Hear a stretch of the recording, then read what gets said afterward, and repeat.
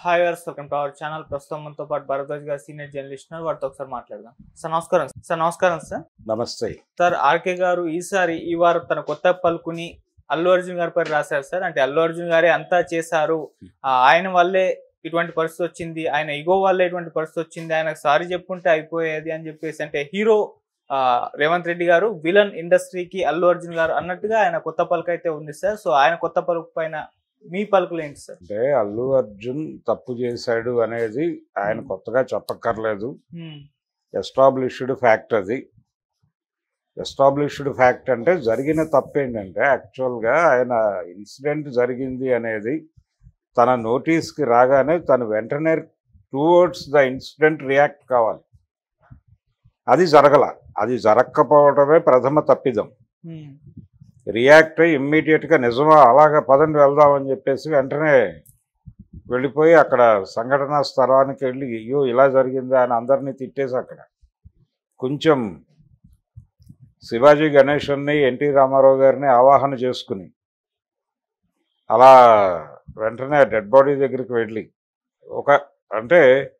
ఒక ఎమోషనల్గా వెళ్ళాల్సినటువంటి సందర్భం అది.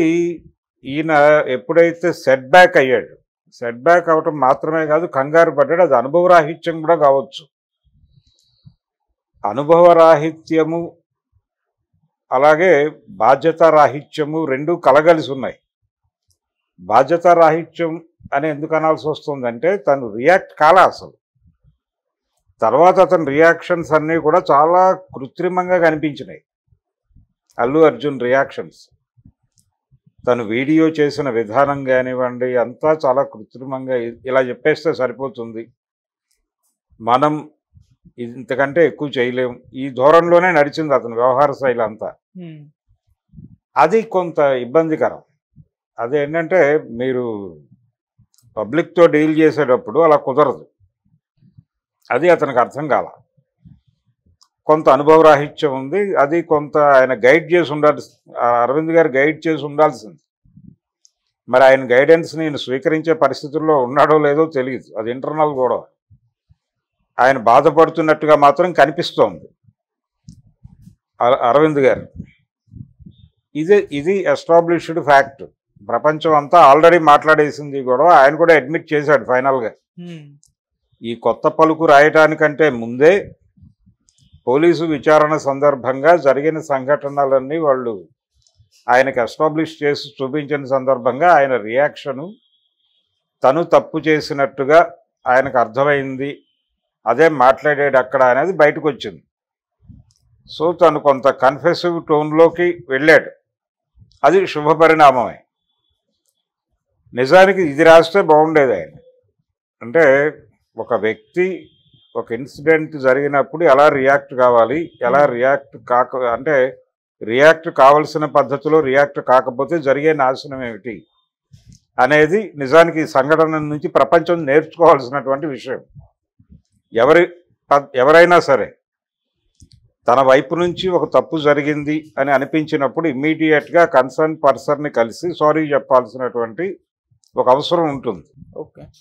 తద్వారా ఏంటంటే హ్యూమన్ రిలేషన్స్ బాగుంటాయి. ఇక్కడ హ్యూమన్ రిలేషన్స్ స్ట్రెయిన్ అయినాయి.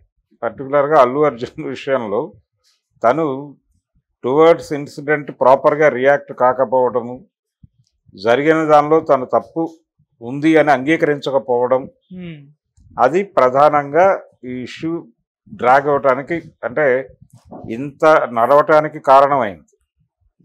అలాగే అది క్రమంగా ప్రభుత్వానికి ఇలా తప్పించుకునే అవకాశం లేదు. అది బాధ్యతగా వ్యవహరించి తీరాల్సిన పరిస్థితి. పోలీస్ డిపార్ట్మెంటు బాధ్యతగా వ్యవహరించబట్టే కొంతమేరకు అక్కడికే వాళ్ళు కొంత ల్యాగ్ చేశారు. 10 రోజులు పట్టింది అరెస్ట్ చేయడానికి. వాళ్ళు ఇమ్మీడియట్గా అల్లు అర్జున్ని లోపల వేయచ్చు అక్కడే. కానీ ఆ పని చేయలే. వాళ్ళు చాలా హంబుల్గాను గౌరవప్రదంగానే వ్యవహరించారు. అయినప్పటికీ వాళ్ళని టార్గెట్ చేశాడు ఈయన.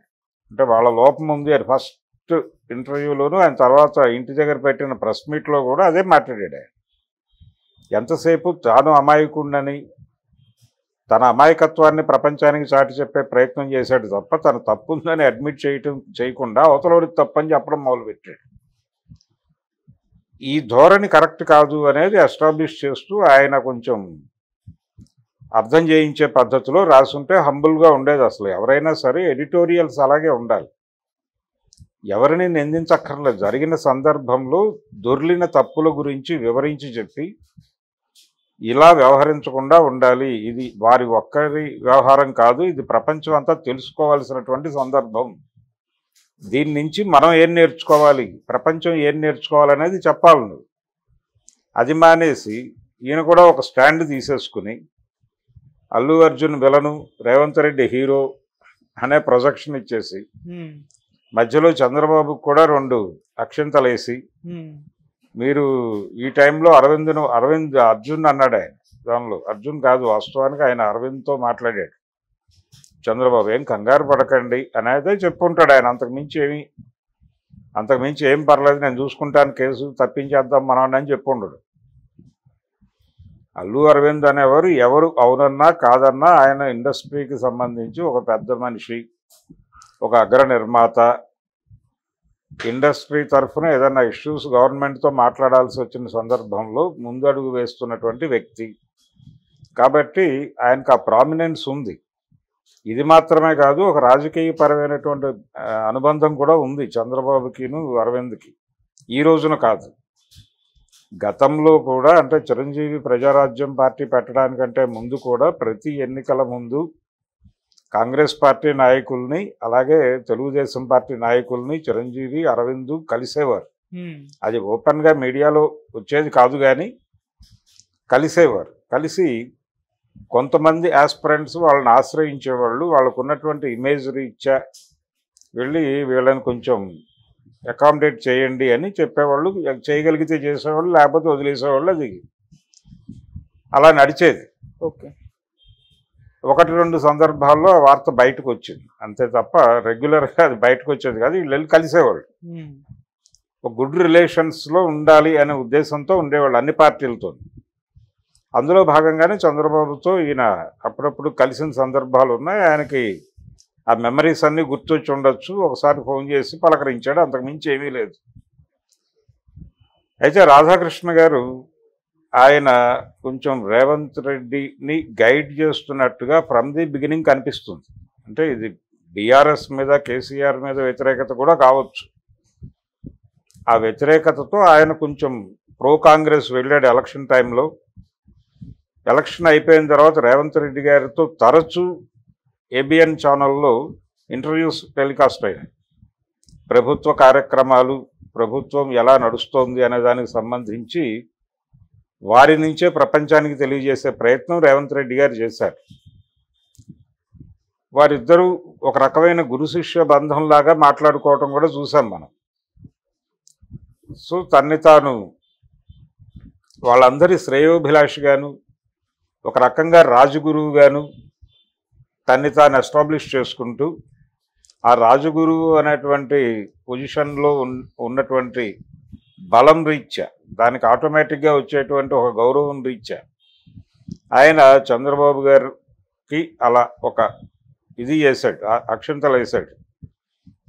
అలా మాట్లాడి ఉండాల్సింది కాదు, వీరినేమో నువ్వు ఇలాగే చెయ్యాలి, ఇలా చేయటమే పద్ధతి, ఇలాగే ఉండాలి అని చెప్పి వీరికి ఒక ఆశీర్వాదం ఇచ్చాడు. ఇచ్చి అలా బిహేవ్ చేయటం కరెక్ట్ కాదు అని వార్నింగ్ ఇవ్వటం ద్వారా మీరు కూడా మాకు సరెండర్ అవ్వండి అని ఒక ఇండికేషన్ వారికి ఇచ్చాడు. ఇదే కనిపించింది తప్ప ఒక హంబుల్నెస్ లేదు దీనిలో కూడా. ఇది కూడా వన్ సైడెడ్ కొట్టుడే. అంటే నేను ఇందాక చెప్పినట్టుగా ఆయన జరిగిన సంఘటనని వివరించి, ప్రభుత్వం ఎలా వ్యవహరించింది, అల్లు అర్జున్ ఎలా వ్యవహరించాడు, ఈ సంఘటనని ప్రపంచం ఎలా అర్థం చేసుకోవాలి, దీని నుంచి మనం ఏం నేర్చుకోవాలి, ప్రపంచం ఏం నేర్చుకోవాలి, అంతే. అది రాయాలి. అది రాస్తే హంబుల్గా ఉండేది. అది కాకుండా నువ్వు స్టాండ్ తీసుకుని ఒకరిని విలనని, ఒకరిని హీరో అని, అది కాదు కదా మీడియా చేయవలసిన పని. అది కాదు కదా ఒక పత్రిక సంపాదకుడు చేయాల్సిన పని అది కాదు. కాబట్టి పత్రికా సంపాదకుడుగా తాను చేయాల్సిన పని కాకుండా చేయకూడని పనులు చేస్తూ ఉంటాడు ఆయన. ఆ క్రమంలో చేసిన పనే ఇది కూడా. ఇంకో మాట కూడా అన్నారు సార్, రేవంత్ రెడ్డి గారు పేరు మర్చిపోయినప్పుడు అక్కడ నుంచి ప్రెషర్ వచ్చింది, పొలిటికల్ ప్రెషర్. అల్లు అర్జున్ గారిని క్షమాపణ చెప్పాలి అని చెప్పేసి కోరుకున్నారు. కాకపోతే ఆయన నాకు రాజకీయాలతో సంబంధం లేదు చెప్పను అని చెప్పాడు. ఆ ఇగో కారణంగానే ఇలా జరిగింది అని కూడా ఆయన ప్రస్తావించారు అందులో. ఇగో ఆయనకి ఇన్సైడ్ ఇన్ఫర్మేషన్ ఉంటే ఉండుండొచ్చు. ఆయన నేరుగా రేవంత్ రెడ్డితో రోజు మాట్లాడే పద్ధతిలో బిహేవ్ చేస్తూ ఉంటాడు. లేదు నన్ను అడగకుండా రేవంత్ రెడ్డి ఏ నిర్ణయం తీసుకోడు, చంద్రబాబు ఏ నిర్ణయం తీసుకోడు అన్న టోన్లో కూడా ఈయన వ్యవహార శైలి ఉంటుంది. ఓకే. అందుచేత ఆయనకు తెలిసి ఉండొచ్చు. ఒకవేళ ఆయన హర్ట్ అయ్యాడనే విషయం ఈయనకు తెలిసి ఉండొచ్చు, కానీ ప్రపంచానికి తెలియదు. ప్రపంచానికి అనవసరం కూడా అది. ఓకే. ఆయన పేరు మర్చిపోవడం తప్పే.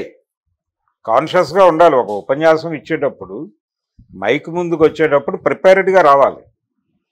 ఆ ప్రిపేర్డ్నెస్ కనిపించలేదు అల్లు అర్జున్లో అనేది వాస్తవం. ఆయన చాలా గందరగోళమే మాట్లాడాడు.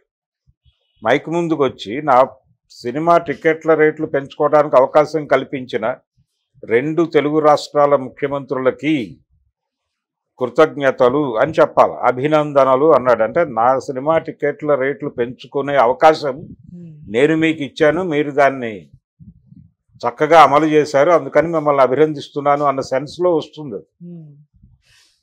అది చాలా రాంగ్. అంటే కంగ్రాట్స్ చేశాడు ఆయన. థ్యాంక్స్ చెప్పాల్సిన ప్లేస్లో కంగ్రాట్స్ చెప్పాడు. తప్పు కదా అది. ఇలాంటి తప్పులు చాలా దొరికినాయి ఆ ఉపన్యాసంలో వెతికితే. అలా అన్ప్రిపేర్డ్గా రావటం మీద నువ్వు మాట్లాడు. ఆయన హర్ట్ అయ్యాడో లేదో ప్రపంచానికి ఏం సంబంధం? ఒకవేళ గాయపడి ఉంటే అది తప్పు కదా. ఆ లెవెల్లో ఉన్న మనిషి, ఒక ముఖ్యమంత్రి తన పేరు మర్చిపోయాడు కాబట్టి అతన్ని టార్గెట్ చేశాడు అని ఈయన రాయటం తప్పు. ఒకవేళ ఆయన ఇప్పుడు ఈయన రాస్తే ప్రపంచం ఎలా అనుకుంటుంది అంటే నిజంగానే గాయపడ్డాడేమో అనుకుంటుంది. తద్వారా రేవంత్ రెడ్డిని చిన్నోడిని చేసినట్టు. ఆయన ఏమీ అనుకోలేదు, ఈయన పేరు మర్చిపోయాడు అని ప్రపంచం గాయపడి ఇదంతా చేస్తున్నాడని ప్రపంచం అనుకుంటోంది. కానీ ఇలాంటి విషయాలకి హర్ట్ అయ్యేటువంటి చిన్న మనిషి కాదు ఆయన అని రాస్తే అంత హంబుల్గా ఉండేది. ఆయన స్థాయి పెంచినోడు అయ్యేవాడు కదా. ఇది కూడా తప్పే. ఓకే. ఇలా ఆయన అంటే ఆయనకు తెలిసి ఉండొచ్చు కాక తెలిసినవన్నీ రాయాలని లేదు కదా. ప్రపంచానికి తెలియజేయాల్సిన విషయాలు తెలియజేయి. కానీ మీ పర్సనల్ ఒపీనియన్స్, మీ పర్సనల్ ఇదంతా అక్కడ రాసేస్తే ఎలాగా? ప్రపంచం ఏమనుకుంటుంది అది చదివేటప్పుడు? ఈయన ఏదో మనకి ఉపదేశిస్తున్నాడు అనుకుని చదువుతారు. ఆయనది గురుస్థానం. ఎవరైనా సరే 10 మందికి చెప్పేవాడు ఎవరిదైనా గురుస్థానమే. గురువు ఇష్టం వచ్చినట్టు మాట్లాడకూడదు కదా, బాధ్యతగా మాట్లాడాలి. ప్రపంచానికి ఏం తెలియాలో అది చెప్పాలి, ఏం తెలియాల్సిన అవసరం ఉందో అది చెప్పాలి.